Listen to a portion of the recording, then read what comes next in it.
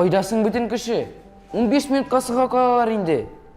Сағат 3-те жиылабыз деп, сөйлештік бет. Катя, қызлар қойда? Катя? Катя?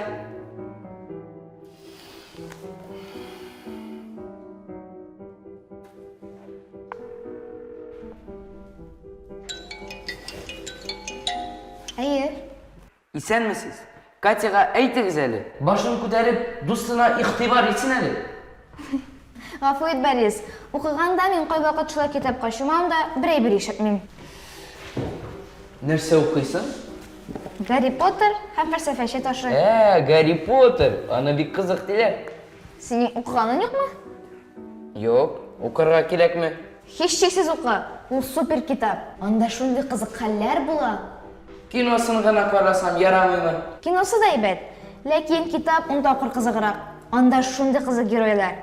Минем кумир Гермиона Грейнджер. Шундай ақыллы қыз.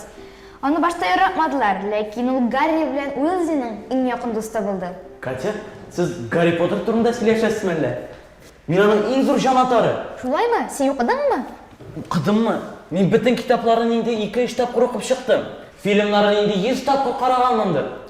Менә бит. Ә синең өчен кумир кем? Минем өчен аерым бер герой юк. Барысы да кызык. Хагридны яратам, Уизли да ашый. Мин хәтта аны уйнаган актерның Инстаграмына да язылдым. Гермионаны уйнаган Эмма Уотсонныкына да. Ләкин алар инде олы.